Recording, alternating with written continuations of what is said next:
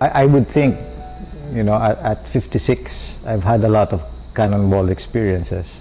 And I don't think there is one definitive experience that I can call my cannonball experience. Uh, a cannonball experience is an experience that trips you, napapatid ka. Uh, so when I look back, and I like to tell this story, when I was in grade school, I was one of the top students, so I thought, yeah, I'll go to Philippine Science High School, that's my dream. From Lourdes to Philippine Science to UP. That was the trajectory I had planned even then. And then I applied to Philippine Science, and I passed the first exam. So I go, okay na. I even applied to Ateneo High School, told them, sorry, but my priority is Philippine Science, not Ateneo. Anyway, long story short, the second exam came and I flunked it. I failed it. So I had to eat humble pie and go to Miss Becky Sanyosa here in the high school. Says, Ma'am, tatanggapin niyo pa ba ako? Anyway, to her credit, and I guess maybe I would say that's God's grace, she accepted me. But then even at Ateneo High School, which I really appreciated the formation I got there. Even with Ateneo High School, my plan was still to go to UP. But anyway, this time when I took the UPCAT, I passed.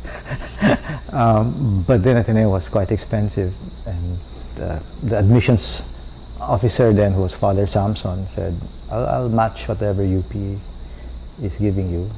So I got a scholarship, and that brought me back to Ateneo. And I keep wondering, in an alternate universe, had I pushed through with what I had originally planned, I would not be here, I think. I would be, perhaps, I would have a family somewhere else already. Anyway, those things, there are intersections in your life, and you think you want to turn left, but then circumstances sort of force you to turn right. And then you think you're lost, but you're not. You're just on your way. There are a lot of experiences, even now as an adult. I can recall being tripped. Once I was in a wedding and I fainted. It's funny. Usually yung bride yung hinihimatay. Ito yung pare. Anyway, they didn't know. They thought I was having a stroke. But it wasn't a stroke. We could only find this out later. The tests were all okay. I used to faint before, but I remember falling. In fact, when I was in Sagada, back. Some of my friends will know this, but this time, I think doctors think it was a glaucoma attack. I could have gone blind actually, but when it was happening, I was even smiling. I said, God, what a way to go. I said, is this it? Is this it? Am I going? While they were bringing me from Tagaytay, was it? Or Nasugbu to the hospital. It was a long ride. I don't know. I was throwing up along the way, but I was lying down in the car. But after that, in a sense, I was crippled. I could not walk. Actually, I had to use a cane, and for about 2 weeks.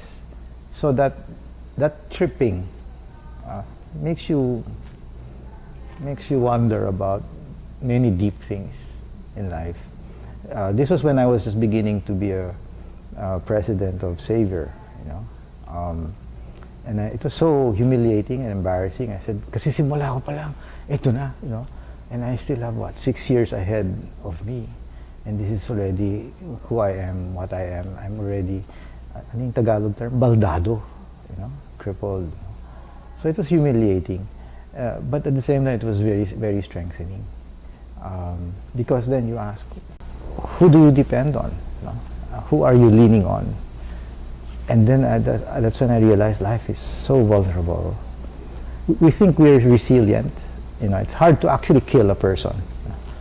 I mean, if you stab a person several times, the person doesn't die immediately.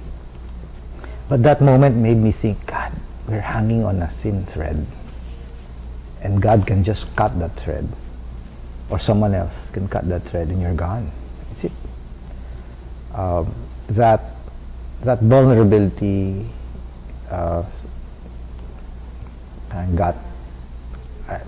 that vulnerability made me think and made me pray a lot more, actually. What is the point of all this, this journey? We tend to take it for granted that we'll live up to, 90, 80? I'd like to go around 80, maybe. I don't know if that's possible. In the many instances when I've had to anoint people, coming home sometimes I ask myself, gosh, I'd like to die. If I'm going to die, and I'm going to die, I'd like to die peacefully, not with so many things attached, not with a lot of pain. But that's not our choice, right? And so my only wish is that if I die, if we all die, let there be fullness, that we've lived a full life. And I think that's the one that will give me serenity as we face that last door that we have to go through. So anyway, these cannonball experiences, these instances, these events have shaped me into who I am today. Life is something that I cannot just take for granted, and that I have to live this life to the full, any chance I get.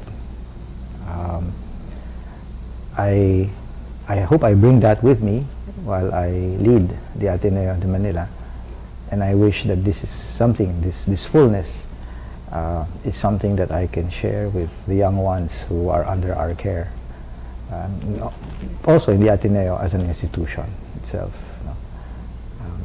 So I pray for more cannonball experiences for you, for others, for those who are on this journey of loving Christ and expressing that love